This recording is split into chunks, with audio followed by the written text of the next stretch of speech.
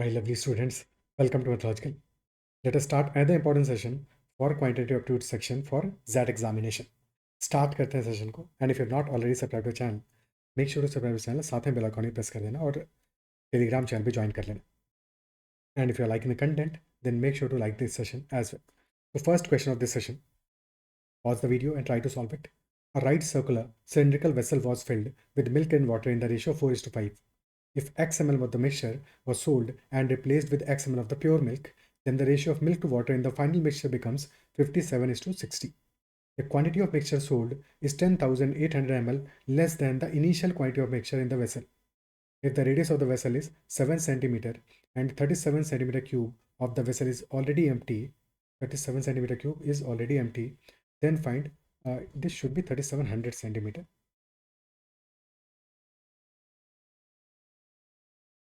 3700 centimeter cube of the vessel is already empty, then find the height of the vessel. Height of the vessel क्या होगा? Okay, initially milk और water का ratio क्या है? 4:5 है.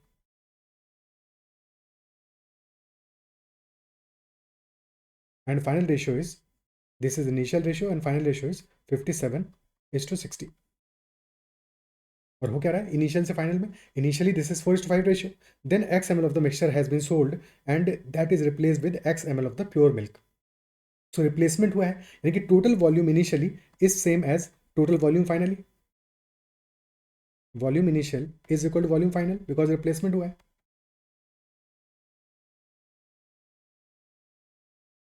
And during replacement we have replaced the mixture with pure milk.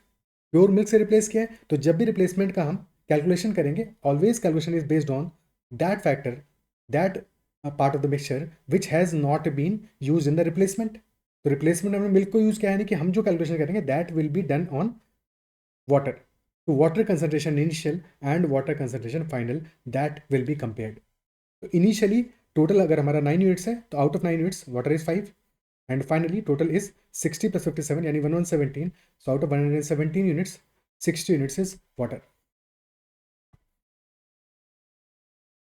So final concentration, that is equal to initial concentration multiplied by multiplying factor या replacement factor, and replacement factor is equal to 1 minus the volume replaced, which is equal to x divided by total volume. Okay, so final concentration क्या आ रहा है? क्योंकि water में calculation करेंगे, milk में इसलिए नहीं कर रहे हैं क्योंकि मिल्क को हम अल्टीमेटली रिप्लेस कर रहे हैं, that is why calculation will be in water. So water is 60 by 1117 final concentration, and that will be equal to initial concentration that is 5/9 multiplied by replacement factor. तो 5 से 12 times आएगा, 9 से 13 times, तो 12/13 is our replacement factor. K comes out to be equal to 12/13. लेकिन out of 13 parts 12 parts is retained and 1 part has been replaced. This is basically 1 minus 1/13. यानी कि 1/13 part has been replaced. Is that part clear? ठीक है. Then question is saying quantity of mixture sold is 10,800 ml less than the quantity of mixture in the vessel. The initial quantity of vessel in the mixture. तो कितना cell किया हमने? Out of 13 units, 1 unit has been sold. And initial हो या final हो, both were 13 units. So out of 13 units, 1 unit has been sold. The difference between them is 12 units, and that is given as equal to 10,800 ml. 12 units हमारा equal to 10,800 ml. So 1 unit will be equal to 900 ml. And hence total हमारा initial mixture या final mixture will be 13 into 900. That is 11,700 ml.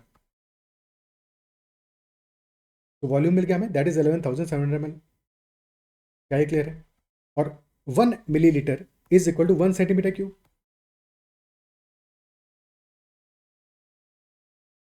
And hence volume is equal to 11,700 centimetre cube. Then question कह रहा है हमारा कि this was a cylindrical vessel. तो for the cylindrical vessel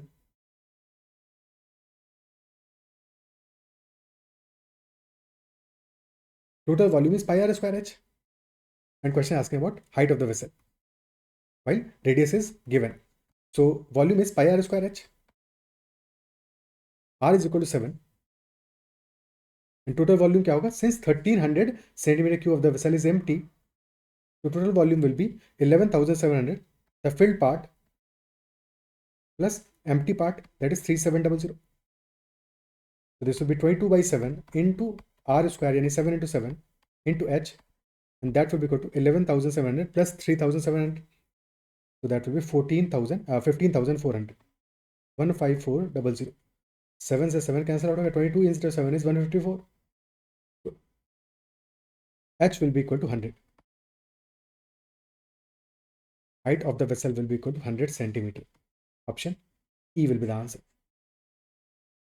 Is that part clear? ठीक है, clear है बात?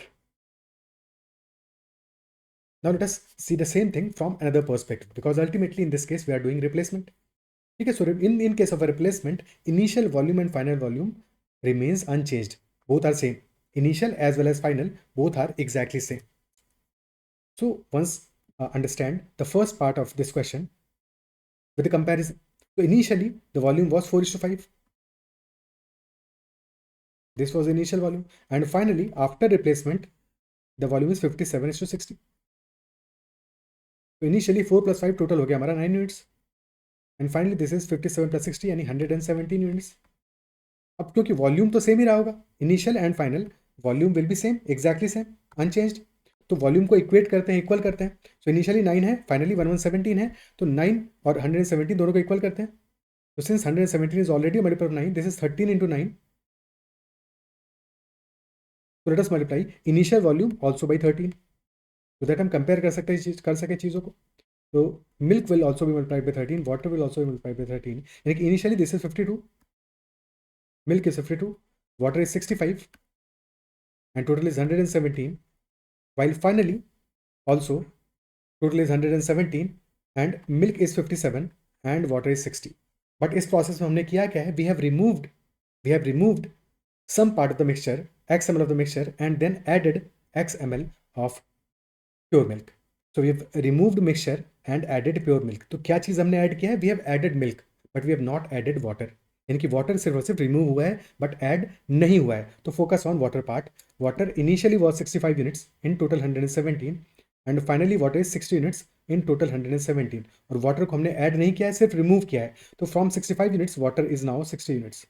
तो 5 units water has been removed, और क्योंकि मिक्सचर हमारा था 4:5 के रेशियो में, सो इफ इन 4:5 के रेशियो में मिक्सचर था, तो जब हमने मिक्सचर में से सम पार्ट वॉज रिमूव्ड, तो जितने पार्ट हमने वाटर रिमूव किया होगा उसी प्रपोर्शन में मिल्क रिमूव होगा. 4:5 अगर हमारा मिक्सचर था, तो 4:5 के प्रपोर्शन में ही मिक्सचर में से पार्ट रिमूव किया हमने. तो if 5 units water was removed, definitely 4 units milk must have been removed, क्योंकि 4:5 का ही रेशियो तो रहा होगा, जो पार्ट रिमूव किया उसमें मिल्क और वाटर का. Isn't it so? तो if 5 part water has been removed, 4 part milk has been removed. Isn't it so? But जितना पार्ट हमने टोटल रिमूव किया है, which is equal to 9 units, same milk was added. So minus 4 plus 9, 52 minus 4 plus 9 is equal to 57. Yes, that is matching. After total 117 units, we removed 9 units of the mixture. This part was removed or replaced, removed and replaced. Out of total 117. Okay, 9 units was removed and replaced out of total 117. And question वही तो बताया, the quantity of mixture sold is 10,800 ml less than initial quantity of mixture in the vessel. एक difference between them, that is 108 units, and this is equal to 10,800 ml. यानी कि 1 unit is equal to 100 ml. लेकिन 900 ml को हमने replace किया, और initial और final total volume was 11,700 ml. बाकी आगे का क्वेश्चन तो क्लियर ही है, ये बात समझ में आती है. ओके, नेक्स्ट क्वेश्चन पे चलते हैं. इसके आगे तो सॉल्व कर ही चुके हैं ऑलरेडी, सो प्रोसेस तो क्लियर ही है. अगला क्वेश्चन करते हैं. Next question. Pipe A can fill a tank in 20 hours. Pipe B is X% more efficient than A. Pipe C can empty the tank in X minus 10 hours. If all 3 pipes are opened together, the tank fills in 10 hours. If pipe A and B are opened together for 3 hours, when the tank is empty, then find the time taken by pipes A and C together to fill the remaining tank. Given क्या है हमें? Given है हमें time for pipe A. Pipe A takes 20 hours to fill the tank. For pipe B, only information given is pipe B is X% more efficient than A. यानी कि अगर pipe ए हमारा pipe ए का एफिशिएंसी 100 यूनिट्स होगा तो pipe B का will be x% more, यानी कि 100 प्लस x हो जाएगा. तो if we assume efficiency of pipe A equal to 100, तो efficiency of pipe B will be 100 plus x. Okay. Pipe C is a emptying pipe, यानी कि negative work कर रहा है, एम्प्टिंग पाइप है. Pipe C can empty the tank in x minus 10 hours.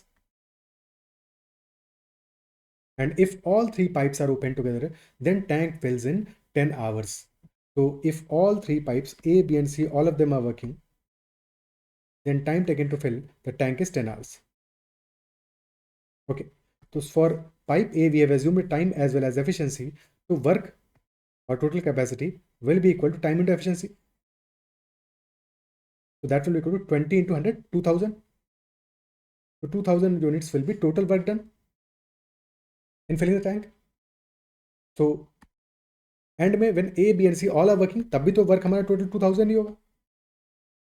If 2000 is work, 10 hours is the time taken. So efficiency, cumulative efficiency of all the three pipes together will be equal to 2000 by 10, यानी कि that will be 200. Efficiency of A plus B plus C, that will be equal to 200. और efficiency of pipe A is 100 units, pipe B is 100 plus X, यानी कि summation कितना हो रहा है A plus B का 200 plus X, और total आ रहा है 200. C को एज्यूम करके, यानी कि C का efficiency must be minus X. अभी तो ultimately plus x minus x cancel out हो जाएगा और टोटल एफिशिएंसी हमारी 200 आएगी. क्या ये पार्ट क्लियर है? Okay. Now X is the unknown, X की वैल्यू तो फाइंड आउट करनी है. तो ultimately also for pipe C, X minus 10 into X, this will be equal to 2000, क्योंकि एफिशिएंसी है एक्स और time taken is X minus 10 to empty the tank. तो X minus 10 into X, that will be equal to 2000. Now या तो quadratic बना के solve कर लो, otherwise ये देख लो कि एक्स और एक्स माइनस 10 में गैप कितना है. गैप है हमारा 10 यूनिट्स का, 10 का गैप है. तो देर आर टू नंबर्स जिनको प्रोडक्ट हमारा 2000 आ रहा है, difference between those two numbers is 10. तो those numbers can be 50 and 40, यानी कि x minus 10 will be 40, x will be equal to 50. This will be solution. अब क्योंकि यहाँ पे डेफिनेटली x हमारा क्या है, टाइम है, टाइम है, x माइनस 10 टाइम है, तो टाइम तो नेगेटिव नहीं होगा, टाइम पॉजिटिव ही होगा. दैट इज वाई यहाँ पे हम 40 इंटू 50 लेंगे. अगर टाइम नहीं होता तो यहाँ पे हमें सेकंड वैल्यू भी लेना पड़ता, और सेकंड वैल्यू क्या था, माइनस 40 इंटू माइनस 50.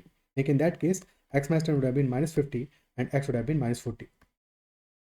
दो सॉल्यूशंस आएंगे. कोई क्वाड्रेटिक क्वेश्चन बन रहा है तो या तो क्वाड्रेटिक क्वेश्चन बना के सॉल्व कर लोगे कि X square minus 10x is equal to 2000, and ultimately solve करोगे, वहाँ पे भी कहानी तो यही रहेगी, एंड में निकालना ही पड़ेगा. और या फिर फॉर्मूला लगा लोगे कि X equal minus B plus minus root of B square minus 4ac upon 2a. तो अप्लाई करके रूट निकालोगे, अदरवाइज आइडेंटिफाई कर लोगे. ठीक है, अदरवाइज दिख रहा है तो ये सीधे सीधे देखना है, बट हमेशा ध्यान रखना है कि क्वाड्रेटिक क्वेश्चन है तो दो रूट्स आएंगे. तो सेकंड रूट क्या होगा हमारा, फर्स्ट आया 40 इंटू 50, सेकंड वाली माइनस 50 इंटू माइनस 40. ओके. तो क्योंकि यहाँ पे हमारा इस केस में सेकंड वाला रूट इसलिए नहीं आएगा because x minus 10 is time, तो टाइम तो नेगेटिव होगा नहीं. तो एक्स माइनस 10 इक्वल टू 10 आ गया, एक्स इक्वल टू 50 आ गया.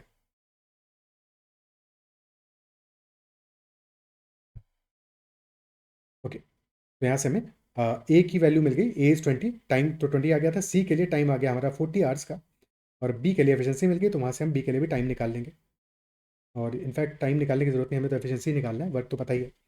तो एफिशिएंसी की वैल्यू क्या आ जाएगा हमारा, for one second, for A efficiency is 100, for C efficiency will be minus 50, and for B efficiency will be 150. Total work is 2000. So A and B started the work together and opened together for 3 hours. So initially for first 3 hours, A and B are working together. तो A का efficiency है 100, for B this is 150. तो work done कितना होगा, that will be 3 into 1 hour में work done will be 100% will be 250. तो 3 into 250, which is 750 units work will be done. So remaining work will be 2000 minus 750. And now for remaining time, B pipe A and pipe C are opened. तो pipe ए का efficiency है plus 100, pipe सी का minus 50, यानी कि time taken will B 2000 minus 750, that is remaining work divided by 50 is the efficiency for A and C together. So 1250 divided by 50, and hence time taken will be 25 hours. Option D will be the answer, 25 hours. Okay. Clear है बात? ठीक है,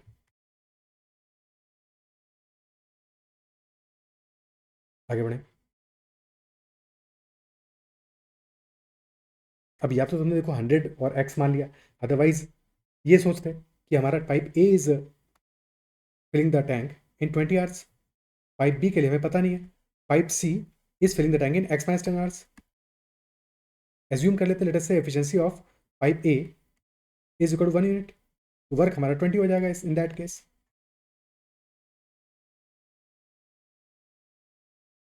And pipe B का efficiency, let us say that is equal to 1 plus C. And since efficiency is x% more for pipe B in comparison to A, so we can say that E will be equal to x by 100. And when all A and B and C are working, or C definitely emptying pipe head. So when all A, B and C are working, in that case time taken is 10 hours. Now since work is 20, the efficiency will be 2. Pipe ए का efficiency 1 है, B का है 1 plus सी, तो definitely pipe सी का efficiency होगा minus सी. Same process है, बस यहाँ पे इंस्टेड ऑफ 100 प्लस एक्स हमने लिया है 1 प्लस सी, बात तो एक ही है, कोई फर्क नहीं है, और अकॉर्डिंगली बाकी चीज़ें सॉल्व हो जाएंगी. क्लियर? आगे बढ़ते हैं. Next question. A, B, C, and D, C, D, and E are 5 persons, and the total weight of all the persons is 200 kilograms. The total weight of A and B is 56 kilograms, and weights of A and B are in the ratio 3:5, respectively. Weight of C is more than A, but that is less than B. Weight of B is less than D, and weight of E is more than D. Or also given that weight of all the persons are in integers only. So which of the following statements is or are can be correct? First one is maximum possible weight of C is 34 kilograms. Second, maximum possible weight of E is 74 kilograms. And third, maximum possible weight of D is 54 kilograms. So which of the following will be correct? एक information हमें given क्या है कि sum of all the weights is 200 kilograms, यानी कि A plus B plus C plus D plus E, this is equal to 200 kg. This is our first information. Additionally given that total weight of A and B is 56. A plus B का total weight is 56 kg. And also given that ratio of weight of A and B is 3:5. Ratio of weights is 3:5. So if ratio of weights of A and B is 3:5, तो sum कितना आएगा? Sum will be equal to 8 units. 3 plus 5, 8 units. And 8 units is equal to 56 kg. यानी कि 1 unit is equal to 7 kg. And hence यहाँ से हमें A और B का weight मिल जाएगा कि weight of A will be equal to 3 into 7, 21 kg. And weight of B will be 5 into 7, 35 kg. तो A and B का weight तो मिल गया.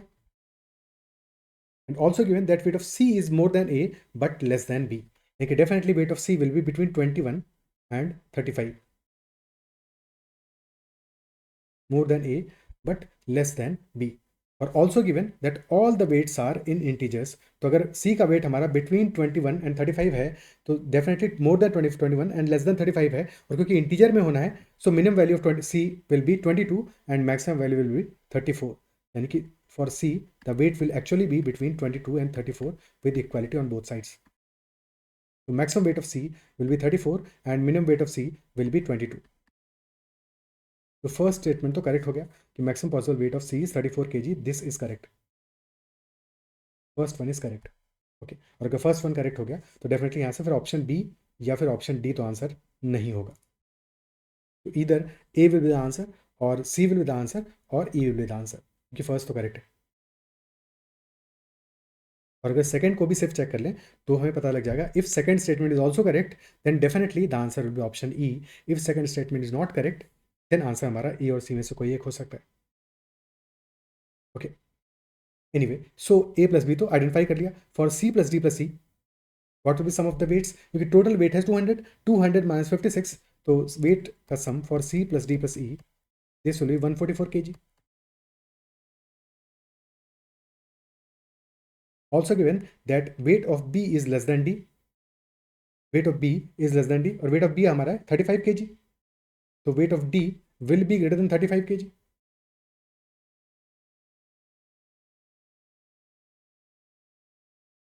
And weight of E is more than D. Weight of D is more than 35 kg and weight of E is more than weight of D. And we have to find out maximum possible weight of E, maximum possible weight of D क्या होगी values. और C के लिए range हमें पता चल गया कि C का minimum weight can be 22 and maximum weight can be 34. So if we have to maximize weight for D और E, we have to minimize weight for C. अगर हमें D और E के लिए वेट को मैक्सिमाइज करना है तो C के लिए वेट को मिनिमम करना पड़ेगा. Isn't it so? तो अगर C का वेट 22 होगा, इन that case D plus E का वेट क्या होगा? ठीक है, D प्लस E के वेट का रेंज क्या आ जाएगा हमारा? When weight of C is 22 तो D प्लस E का weight will be 144 minus 22. So this will be maximum possible weight of D plus C. Similarly, when C का weight is 34, तो D plus E का weight will be 144 minus 34. So this will be the range for weight of D plus C with equality on both sides, क्योंकि C का weight can be 22 and 34. So 110 is the least value of weight of D plus weight of E, and 122 is the maximum value of weight of D plus E. This will be our inequality. Is that clear? Now if we need to find out maximize the value of possible weight of E, अगर possible weight of E को हमें maximize करना है, so we'll only be concerned with this part, maximum value of weight of D plus C, क्योंकि हमें ultimately weight को maximize ही करना है. तो D plus C का maximum weight can be equal to 122. And if we have to maximize weight of E, in that case we have to minimize weight of D. But D का weight has to be greater than 35 kg. So minimum value of weight of D will be 36 kg. Minimum value of weight of D will B 36 kg. और D plus ई अगर 122 आ रहा है तो ई का maximum weight क्या हो जाएगा? दैट विल 122 माइनस 36, यानी कि 86 kg. 86 kg will be the maximum value for weight of D.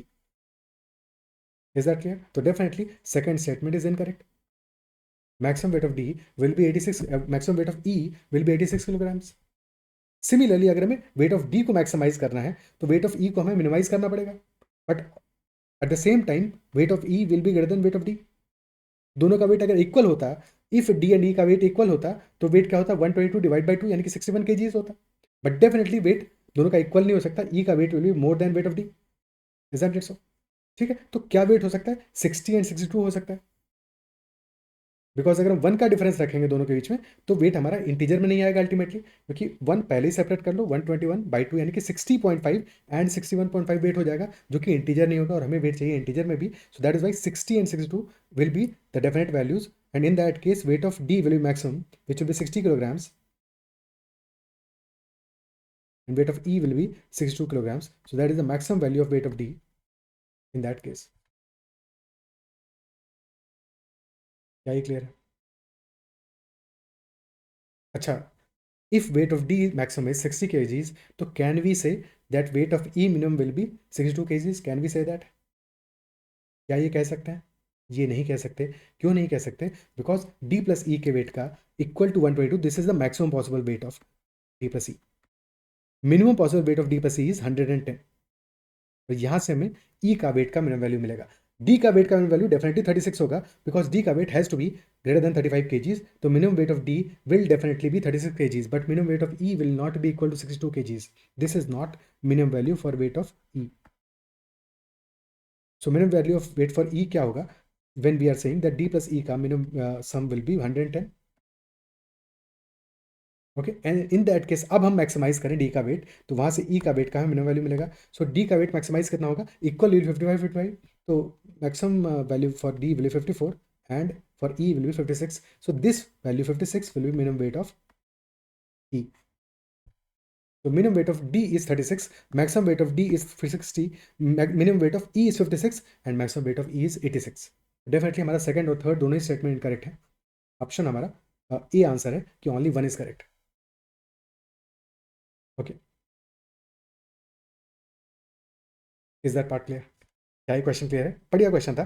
तो आई बिलीव कि सारी बातें समझ में आएंगी इस क्वेश्चन में. And make sure to comment about this question कि तुम्हें सारे के सारे चीज़ें क्लियर हो. फिर भी कहीं पे डाउट रहता है किसी भी जगह पे मिनिमाइज या मैक्सिमाइज करने में, फिर भी कोई डाउट रहता है तुम्हारा, तो make sure to comment about that doubt as well. Okay, आगे बढ़ते हैं, अगले क्वेश्चन पे चलते हैं. नेक्स्ट क्वेश्चन देखते हैं, और अगर सेशन पसंद आ रहा है तो make sure the like button. Okay, next. Okay, so a distinct blue wire is cut into two unequal pieces. The cut is made such that the ratio of the length of longer piece to shorter piece is 80% of the ratio of the total length to the length of the longer piece. The difference between the lengths of the two pieces is 19 centimeter. So what is the approximate total length of the original wire? एक blue wire है हमारे पास जिसको हमने दो unequal pieces में cut किया, यानी कि one piece will be longer, one will be shorter. Let us say longer piece का length is L and shorter piece का length is S. Cut is made such that ratio of the length of the longer piece to shorter piece, यानी कि L by S, this is 80% of the, this value L by S, this is equal to 80% of the ratio of total length to length of longer piece. Total length क्या होगा? L plus S divide by L. This is 80% of L plus S divided by L. If the difference between the length of two pieces is 19 centimeter, यानी कि L minus S, this is 19 centimeter. In that case, what is the approximate total length of the original wire? Solve करते हैं. ठीक है, L by S ultimately हम निकाल लेंगे तो ये क्वेश्चन सॉल्व हो जाएगा. अब L by S को ही निकालना है. So can we write left hand side is L by S और राइट हैंड साइड है 80% यानी 4/5 of L by plus S by L.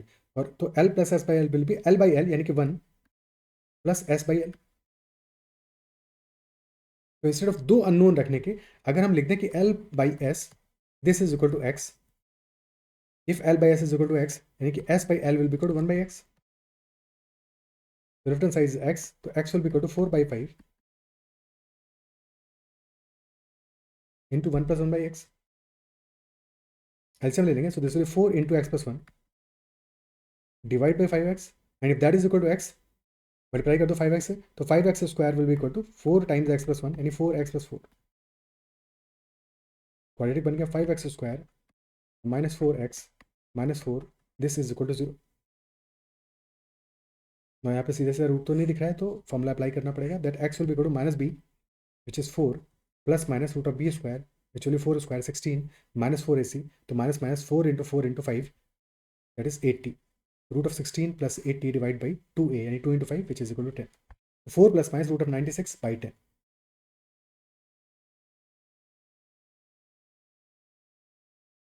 Root of 96 में से 4 कॉमन ले लेंगे, 4 बाहर आ जाएगा तो 4 का स्क्वायर रूट 2 हो गया. तो 4 plus minus root 2 root 24 by 10. And hence this will be equal to x will be equal to 2 plus minus root of 24 divided by 5. This will be value of x 2 plus minus root of 24 divided by 5. Now since x हमारा ratio है again longer side और shorter side का, तो x will be greater than 1. Additionally definitely x positive तो होगा ही होगा, positive भी होगा और ग्रेटर देन 1 भी होगा. तो यहाँ पे हमारा if we take 2 minus root 24 भाई दो केसेस बनेंगे. x is equal to 2 plus minus root 24 by 5, तो x can B 2 plus root 24 divide by 5 और x can B 2 minus root of 24 divide by 5. Now root of 24 is lump sum almost 5 के बराबर है because root of 25 is equal to 5. और रफली value कितना आएगा? रफली this will be more closer to 4.9 because root of 16 is 4 and root of 25 this is 5 और इनके बीच का गैप 16 25 के बीच का गैप है 9 का. तो रफली दिस विल बी 5 माइनस 1/9 यानी कि 4.9 के आसपास वैल्यू आएगा. So we can say that root of 24 is lump sum 4.9. So 2 minus 4.9 divided by 5 this will be negative value less than 0 होगा. लेस देन 0 होगा तो x हमारा नेगेटिव तो होना पॉसिबल ही नहीं है इन this case because x is definitely ratio और positive भी होना चाहिए और साथ में ग्रेटर देन 1 भी होना चाहिए. सो यहाँ पे वैल्यू क्या आएगा? 2 प्लस रूट 24 यानी कि 2 plus 4.9 divided by 5 which will be 6.9 by 5 which will be roughly 13.8 by 10 यानी 1.38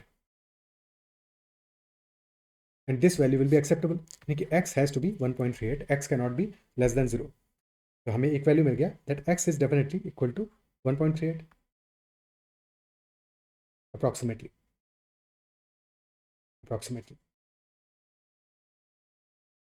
Okay, and then difference is given. Difference of longer piece and shorter piece that is equal to 19 centimeter. तो अगर x हमारा 1.38 है यानी कि L by S this is equal to 1.38. तो L is definitely equal to 1.38 times S. Put that in this equation. तो 1.38 times S minus S which will be equal to 0.38 times S that is equal to 19. Decimal हटाओगे divide by 100 हो जाएगा. तो 2s by 100 is equal to 1. So s becomes equal to 100 by 2 which is equal to 50 centimeter. Shorter length is 50 centimeter. Longer length क्या हो जाएगा? 50 plus 19 69 centimeter. And hence total length will be 50 plus 69 119 centimeter. Our answer will be 119 centimeter. Option B. क्या ही clear है? ठीक है,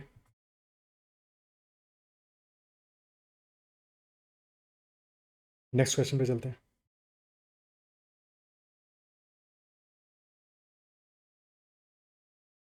An erratic clock gains 2 minutes during the first hour, loses 4 minutes during the second hour, gains 6 minutes during the third hour, loses 8 minutes during the fourth hour, and so on.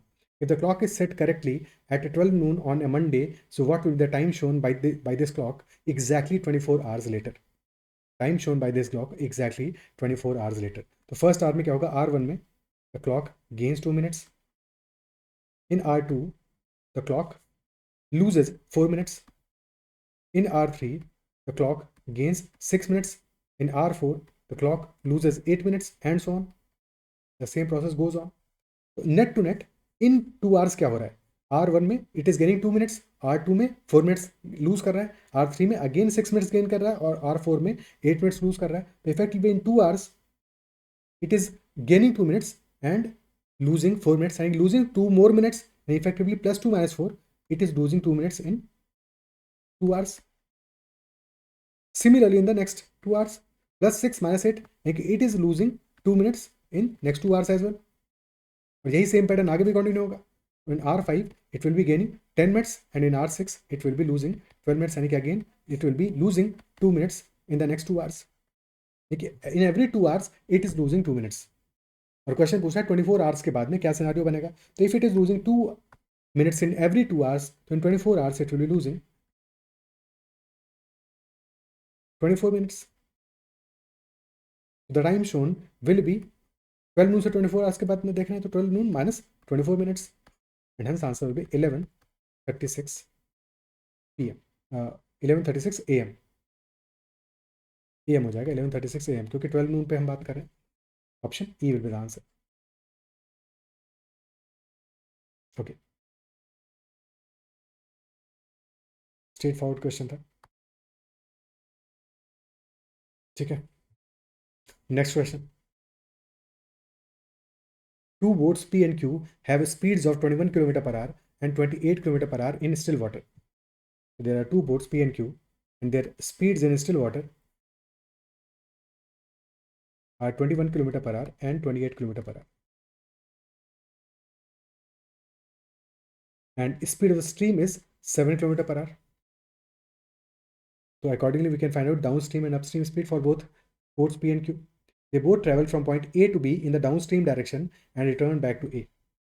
They both are traveling from point A to point B, and this is downstream direction. Stream is flowing from A to B with a speed of 7. And then they also come back from point B to A, which is upstream direction. So this is downstream direction, and this will be upstream direction. And the difference between the time taken by them to cover the total distance, total journey, is 6.5 hours. So what is the difference between points A and B अगर speed of stream is 7? तो for boat P, downstream speed क्या हो जाएगा? Downstream speed will be 21 plus 7, 28 km per hour, and upstream will be 21 minus 7, 14 km per hour. And for boat Q, downstream speed will be 28 plus 7, 35 km per hour, and upstream speed will be 28 minus 7, 21 km per hour. And difference of time taken by them is 6.5. Let us assume कि between point A and point B, the distance is d kilometers. The time taken by boat P, total time taken by boat P will be downstream में speed है 28, तो d by 28 will be time taken in downstream, and d by 14 will be time taken in upstream. This will be total time taken by boat P. Similarly, total time taken by boat Q will be d by 35 plus d by 21. And the difference of time taken is 6.5 hours. अच्छा, ज़्यादा time किस case में लगा होगा? Boat P में या boat Q में? Since the speed of boat P is lesser than boat Q, तो definitely time taken by boat P will be, क्योंकि दोनों ही सेम ही स्ट्रीम में जा रहे हैं, तो स्ट्रीम का स्पीड तो कांस्टेंट है, बट बोट P का स्पीड लेसर है, तो बोट P का time taken will be higher. लेकिन definitely time taken by boat P minus time taken by boat Q, this will be equal to 6.5. Okay, this will be equal to 6.5 और 13/2. अब यहाँ से D की value find out कर लेंगे. Question बन गया, एक ही अननोन है हमारे पास, सॉल्व कर लेंगे. सो डेफिनेटली डी भी है, और डिनोमिनेटर में 28, 14, 35, 21, यानी कि 7 कॉमन आ रहा है, तो डी बाई 7 को पहले ही कॉमन ले दो. तो inside the first bracket this will B 1/4 plus 1/2 minus 1/5 plus 1/3. This is 13/2. So 1/4 plus 1/2, this is equal to 3/4 minus 1/5/3, this is 3 plus 5 यानी 8/15,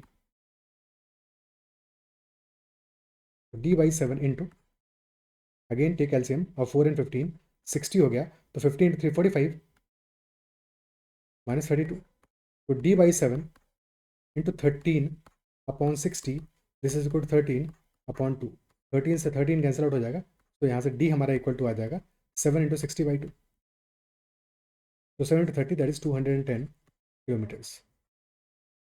The distance between point A and point B, that is 210 kilometers. Option D will be the answer. Okay. Option B will be the answer in this case.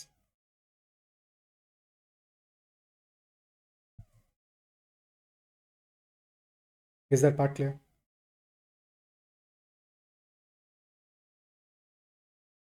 ये तो एक approach हो गया इस question को solve करने का. सेकंड अप्रोच क्या हो सकता है कि हम instead of making a equation, हालांकि इक्वेशन भी कोई टिपिकल नहीं है, इजीली हमारा सॉल्व हो रहा है, इंस्टेड ऑफ मेकिंग इक्वेशन हम ये भी कर सकते थे कि अपनी डिस्टेंस एज्यूम कर लेते, कोई एक डिस्टेंस एज्यूम कर लेते और फिर वहां से सॉल्व करके इक्वेट करते उसको, कि हमारा जो डिफरेंस आ रहा है 6.5 के बराबर इक्वेट करते और वहां से फिर हम अल्टीमेटली वैल्यू निकाल सकते थे. कैसे करते वो भी देख लेते हैं.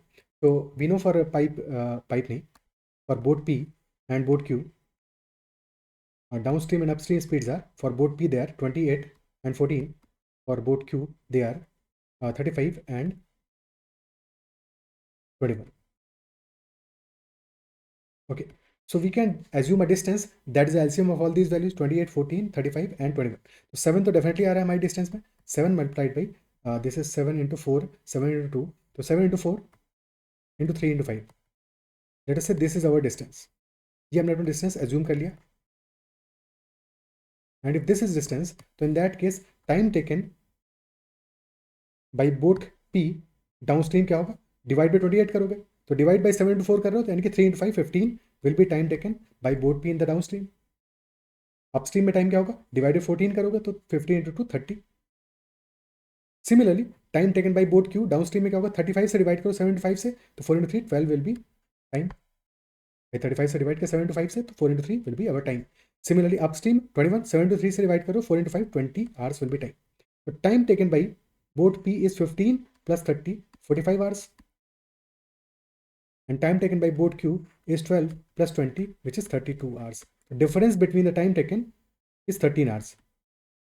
13 hours का हमारा डिफरेंस आ रहा है when distance is 7 into 4 into 3 into 5 which is 28 into 15 यानी कि 420 kilometers. 13 hours is the time difference for distance being 420 kilometers, जबकि actual difference हमारा है 6.5 hours का. So if actual difference is 6.5 hours which is half of this, तो हमारा actual distance भी half of this होगा, यानी कि 420 into 1/2 210 kilometers. क्लियर है. हमने एक डिस्टेंस अज्यूम कर लिया, अकॉर्डिंगली डिफरेंस देख लिया, और डिफरेंस हमारा actual difference is half of that, तो डेफिनेटली एक्चुअल डिस्टेंस भी हमारा हाफ ऑफ दैट होगा. ओके, क्लियर है. नेक्स्ट क्वेश्चन, तो सेम क्वेश्चन है, आगे बढ़ते हैं इसी क्वेश्चन में, सेम इन्फॉर्मेशन को इस्तेमाल करके. There is a different question कि two boats are there P and Q, 21 28 speeds हैं, वाटर का स्पीड हमारा 7 किलोमीटर पर आवर है, distance between A and B is 210 kilometres, और ए से बी डाउन स्ट्रीम है. Boat P and Q start from points A and B simultaneously, यानी कि boat P is starting from point A, boat Q is starting from point B, and they travel back and forth between points A and B non stop. Then find the distance from point A where the two boats meet during their second crossing. बढ़िया question है, so try करते हैं इसको. So point A and point B,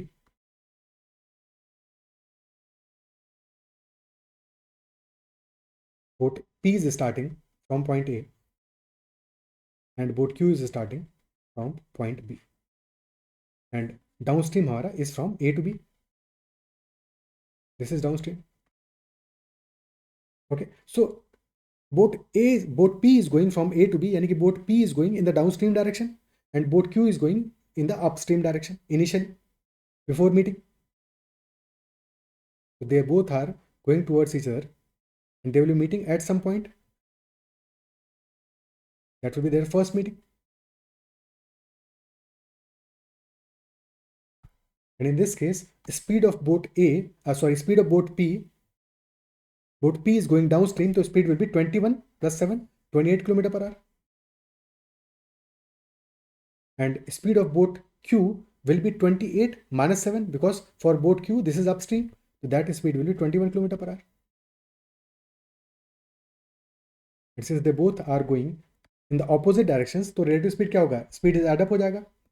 तो time taken in meeting क्या होगा, total distance हमारा 210 kilometre है. तो अगर हमें टाइम निकालना होता, time taken in the first meeting, so that will be total distance divided by relative speed, which is 49, 210 by 49. So that will be 30 by 7 hours. But अगर हमें डिस्टेंस निकालना है, तो since both boat P and boat Q are starting at the same time है, यानी कि time constant है, time same है, time is same for both the boats, तो definitely distance will be proportional to speed. और speed हमारी है for boat P and boat Q, speed है 28 एंड 21, एक स्पीड का रेशियो इज 4:3, तो डिस्टेंस का रेशियो विल ऑल्सो बी 4:3. लेकिन the first meeting will be happening, total distance हमारा 7 मिनट्स आ गया, और 7 मिनट्स बराबर है 210 के, क्योंकि total distance covered by both A and B together, both P and Q together, that is 210. तो 1 मिनट इक्वल टू 30 आ गया, यानी कि definitely they will be meeting, the first meeting point will be at the distance of 120 kilometre from point A. This point will be at a distance of 120 km. Boat P must have traveled 120 km and boat Q must have traveled 90 km. है कि नहीं? ये तो क्या first meeting, but first meeting के बाद में boat P will be continuing its journey towards B and boat Q will be continuing its journey towards A.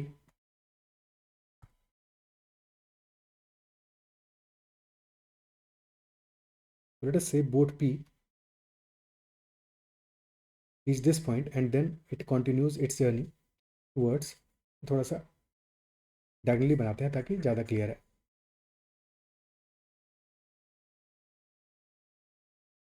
Okay, so boat P will be meeting boat Q here and then it will continue its journey towards B and then come back.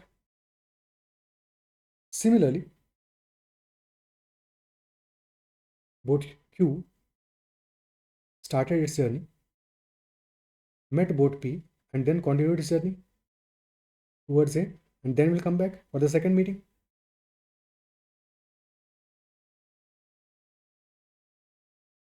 And let us say this is the point where the second meeting happens. Okay. Now in this case, when boat P is going from A to B, that is downstream direction, तो speed different है, but जैसे ही Q से reverse होगा, जैसे ही Q से boat reverse आएगी, तो speed change हो जाएगा, because now it will be going upstream instead. So at this point, this is speed here, this is 28, but now when it is coming back, this is upstream speed, so this is speed will be 14. Similarly, for boat Q, when boat Q is going from B to A, that is upstream direction, so this speed here, this speed is 21, but when it is returning from point A, now this speed will be 35, because अब क्या है, अब downstream में जा रही है boat Q, और time भी डिफरेंट होगा, तो हमें ये भी देखना पड़ेगा कि बोट A को फ्रॉम पॉइंट, बोट P को फ्रॉम A टू B कितना टाइम लगा, बोट Q को फ्रॉम B टू A कितना टाइम लगा, उसके बाद ही क्वेश्चन को एग्जैक्टली सॉल्व कर पाएंगे. सो बोट P इज टेकिंग 28 की स्पीड से 210 by 28, that will B 210 by 28 time लगेगा, यानी कि time taken by boat P, this will be 30 by 4, 7.5 hours. And similarly for boat Q, time taken will be 210 by 21, यानी कि 10 hours. 10 hours. Boat P is taking 7.5 hours from point A to point B, और boat Q हमारा ले रहा है 10 hours from point B to point A. Boat P is reaching 2.5 hours earlier, यानी कि जब हमारा बोट P पहुंच जाएगा पॉइंट B को, तो boat Q is still in the process, still somewhere in the middle, isn't it so? तो after reaching point B, boat P will be returning for next 2.5 hours, और तब जाके after 2.5 hours जब हमारा boat Q somewhere, boat P somewhere in the, let us say this is the position where it is after 10 hours. After 10 hours and at that time boat Q will be at this point at t is equal to 10 hours. Now, why is this important? Because इसके बाद में हम अपनी calculation कर पाएंगे to find out the second meeting point. Now focus on this part only.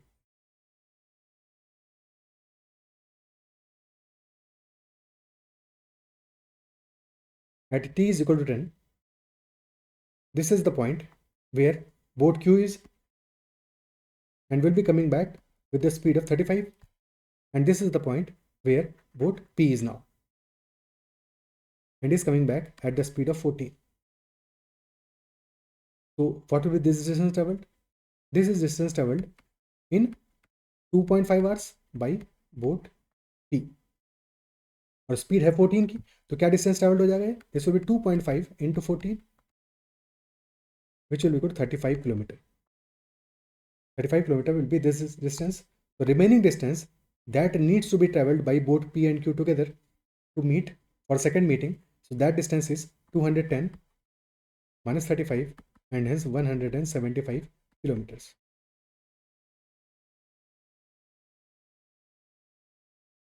And since we've calculated now both the boats will be traveling towards each other और दोनों boats का 10 आवर्स के बाद का ही टाइम हम देख रहे हैं, तो अब इसके बाद में टाइम सेम लगेगा मीटिंग में. ठीक है, तो अगर टाइम सेम है तो definitely distance will be proportional to speed, और speed for boat Q is 35, speed for boat P is 14, तो स्पीड का रेशियो आ रहा है 35:14 विच इज 5:2. डिस्टेंस का ratio will also be 5:2. Total distance will be 5 + 2 7 और 7 units is equal to 175 kilometre. So 1 unit is equal to 25 kilometer. 1 unit will be equal to 25 kilometer. So 5 units will be equal to 5 into 25 and hence 125 kilometers. So the second meeting point will be at a distance of 125 kilometers from point A. This distance here, this will be 125 kilometers from point A. और question में हमसे distance कहाँ से पूछा है? Point A से ही पूछा है, तो answer will be 125 kilometre, option C.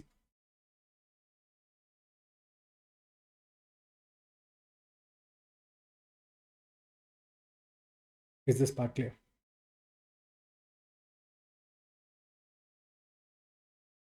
Okay.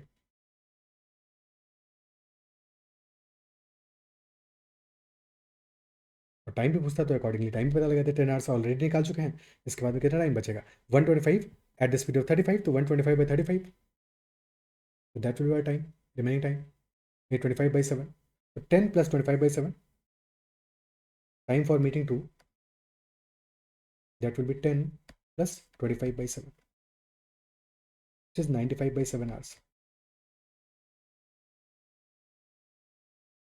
Okay,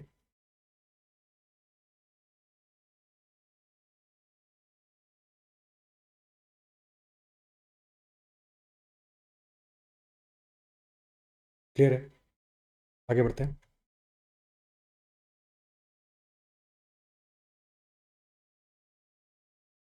next question. An apple pie of a radius r centimeter was to be cut vertically into x identical pieces with area of each piece equal to 0.77 centimeter square. But later on it was found that 50% of the pie was rotten, so the remaining 50% was cut vertically into x minus 3 pieces with area of each piece equal to 0.616 centimeter square. So find the radius of the apple pie. क्या होगा radius हमारा apple pie का? If radius is equal to r centimetre, it is cut initially, it was suppose to be cut initially into x pieces, और हर एक piece का area was suppose to be 0.77 centimetre square. But instead हुआ क्या? Later on it was found that 50% of the pie is rotten, तो remaining 50% को हमने cut किया. तो it was actually cut into x minus 3 pieces with area of 0.616 centimetre square of each piece. So what with the radius? तो हमें somehow पहले तो x का वैल्यू फाइंड आउट करना पड़ेगा और उसके बाद में फिर वहाँ से हमको टोटल एरिया मिल जाएगा क्रॉस सेक्शन का, क्योंकि हम वर्टिकली कट कर रहे हैं, सेक्टर्स में कट कर रहे हैं. बेसिकली अगर सर्कल होता, if apple pie is basically circular, तो सेक्टर्स कट कर रहे हैं. Effectively we are cutting sectors in this case. ठीक है, this will be total X pieces. तो area one piece is 0.77 centimetre square, total pieces X हैं, तो total area will be X into 0.77. This is total area of the apple pie. But in the second scenario, in the actual scenario, 50% of the pie was rotten. So remaining 50% का area हमें given है. और remaining 50% का area will be x minus 3 into 0.616. So total area will be double of that. Total area will be 2 times of x minus 3. This is not x, ये तो multiply किया हमने. 2 times of x minus 3 into 0.616. Okay. Equate कर लेते हैं इसको. तो x into 0.77, that is equal to 2 times of x minus 3 into 0.616. अब डेसिमल हटाने से पहले, क्योंकि यहाँ पे वी हैव 3 डिजिट्स, यहाँ पे 2 डिजिट्स आर देयर, तो 0 लगा के फिर डेसिमल हटा देते हैं.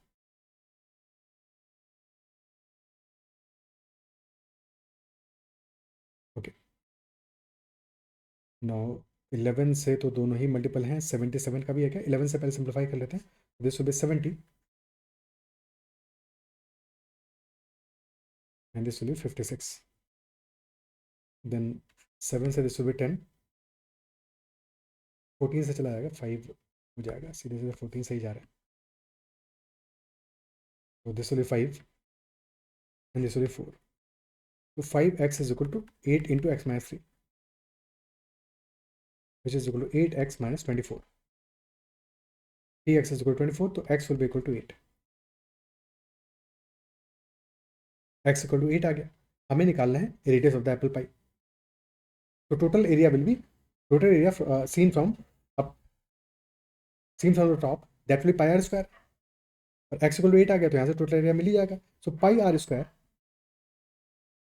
which is 22/7 into r square, this is equal to x into 0.770, यानी कि 8 into 0.77, or we can say 8 to 77 by 100.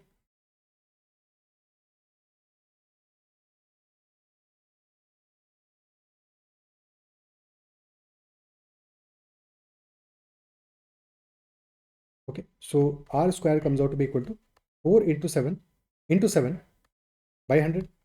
So 4 into 7 square by 100, and hence r will be equal to square root of 4 into 7 square upon 100. So 2 into 7 by 10. R will be equal to 2 into 7, which is 14 by 10. कुछ गड़बड़ किया गया हमने.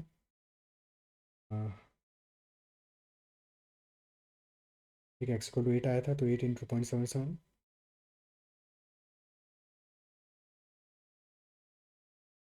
By 100. ठीक है, 8 into 77 by 100.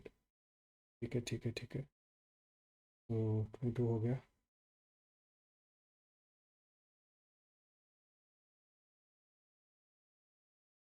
यही तो है. R is equal to 14 by 10 होगा, यानी कि 1.4 सेंटीमीटर होगा.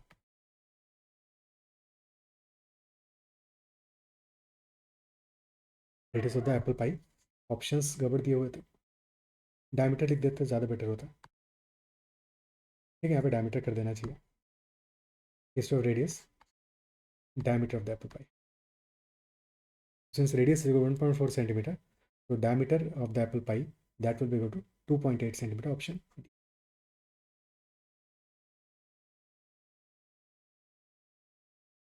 Okay.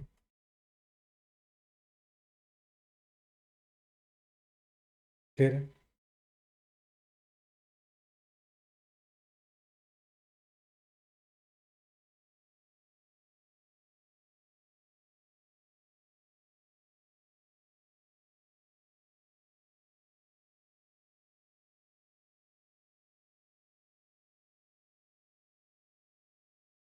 सो इतना ही रखते हैं सेशन में, या फिर एक और क्वेश्चन कर लें.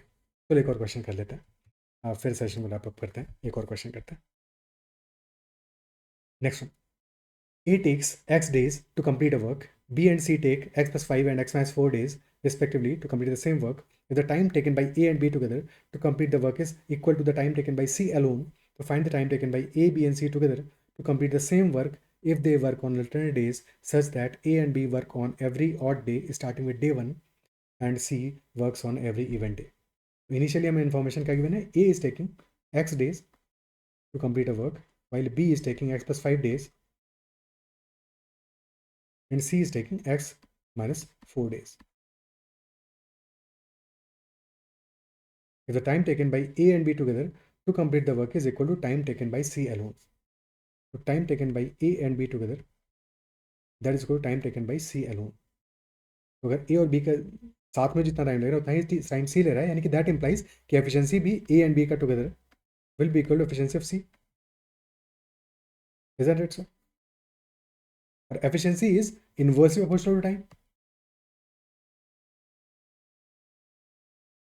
अब क्योंकि यहाँ पे एलसीएम लेंगे तो चीज़ें बहुत कॉम्प्लेक्स हो जाएगा, तो efficiency is inversely proportional time, तो we can say efficiency of A is equal to 1/x. ठीक है, और गिवन है हमें efficiency of A plus efficiency of B that is equal to efficiency of C. Efficiency of A हो जाएगा 1/x. अगर हमने वर्क को 1 मान लिया तो efficiency of A will be 1/x. Similar efficiency of B will be 1/x+5 and efficiency will be 1/x-4. Now we can solve this equation. So x+5 plus x upon x into x+5, this is equal to 1/x-4.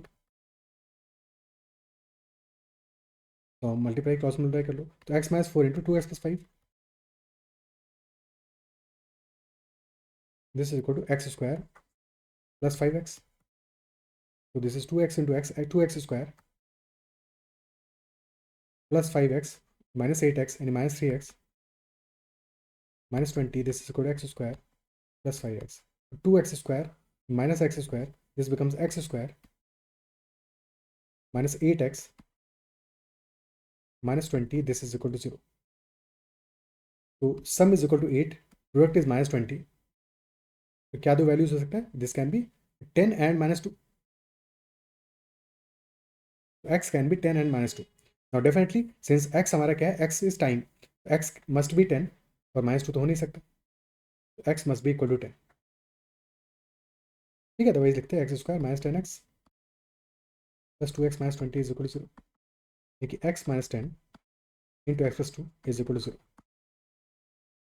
x will be equal to either 10 और -2. अब definitely x हमारा negative तो होगा नहीं, तो x must be equal to 10. यहाँ से हमें time taken by A is equal to 10 hours, time taken by B is equal to 15 hours and time taken by C that is equal to 6 hours मिल गया. 10, 15 and 6, तो LCM of 10, 15 and 6 will be 30. The efficiency of A will be 3, efficiency of B will be 2 and efficiency of C will be equal to 5. 3, 2 and 5 are the efficiency of A, B and C. फिर question कह रहा है कि time taken by A B and C together to complete the same work if they work on alternate days such that A और B work करेंगे odd day पे और C work करेगा इवन डे पे. तो on day 1, which is the odd day, A and B will be working. On day 2, which is an even day, C will be working. On day 3, which is again an odd day, तो A plus B will be working. And on day 4, which is again odd even day, C will be working. तो A plus B कितना work करेंगे? Efficiency of A is 3, efficiency of B is 2, 3 plus 2 is 5 units. Day 1 पे work will be 5 units, day 2 पे भी work will be 5 units. Every day same work होगा, हर एक दिन same work होगा. तो यहाँ पे ऑर्डर से कोई फर्क ही नहीं पड़ता है, बिकॉज फर्स्ट डे पे भी 5 यूनिट्स होगा, सेकंड डे पे भी 5 यूनिट्स होगा, टोटल वर्क हमें कराना है 30. Time taken will be equal to 30/5, which is 6 days. 30/5, which is equal to 6 days, will be time taken. Option B will be the answer. Okay.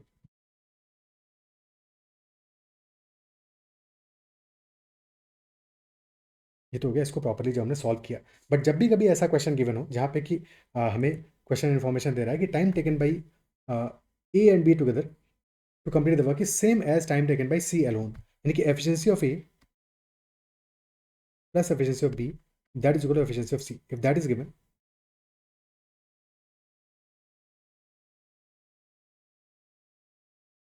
Okay.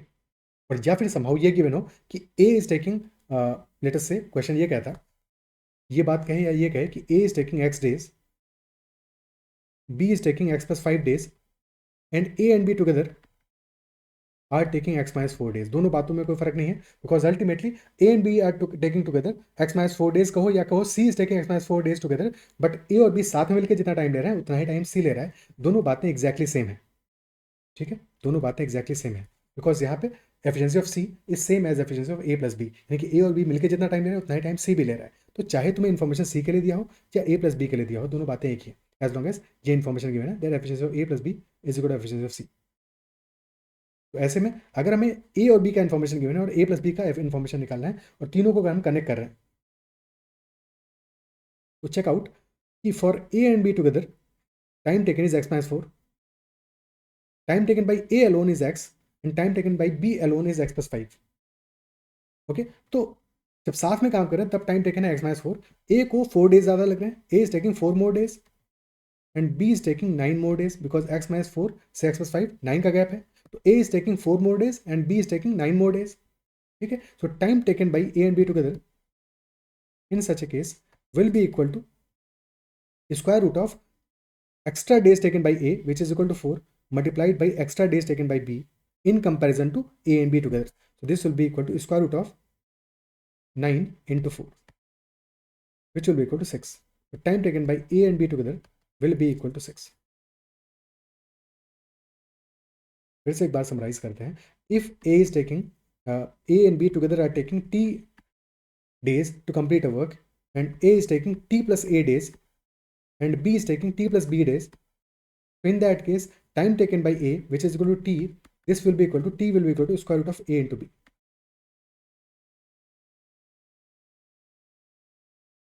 बस इस question में फर्क क्या था कि instead of A plus B हमें C mention था, पर बात तभी वही रहेगी कि time taken bye C will be equal to T will be equal to square root of time taken by C will be equal to square root of the extra time taken by A multiplied by extra time taken by B. तो C ले रहा है x minus 4 days, A is taking x days which is 4 days extra, B is taking x plus 5 days which is 4 plus 5 9 days extra. तो 4 into 9 का square root ले लेंगे, that is equal to हमारा 6 आ जाएगा. यानी कि time taken by C which is x minus 4 will be equal to 6 and hence x will be equal to 10. x minus 4 equal to 6 आ गया तो x equal to 10 हो जाएगा, x plus 5 equal to 15 हो जाएगा. बाकी कहानी हमारी बताइए, बाकी आगे का चीज़ें सॉल्व कर ही लोगे. और इसको कैसे, ये वैल्यू कैसे आता है इसको देखना है. तो देखो कि ए का एफिशिएंसी कितना होगा. अगर वर्क हम 1 मान लें तो efficiency of A will be 1 upon T plus A. Efficiency of B will be small A, लिखते हैं स्मॉल ए. ठीक है, efficiency of B will be 1 upon T plus B.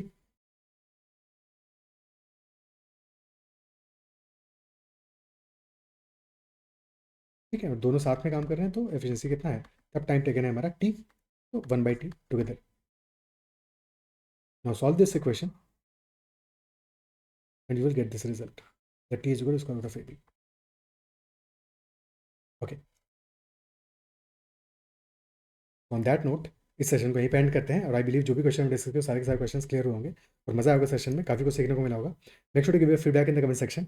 और साथ में अगर सेशन पसंद आया तो make sure like button as well as subscribe to the channel अगर आप सब्सक्राइब नहीं किया है. चलो इतना ही रखते हैं सेशन में. Bye bye, take care, keep learning and will be doing some more beautiful questions in the next session as well. Keep learning.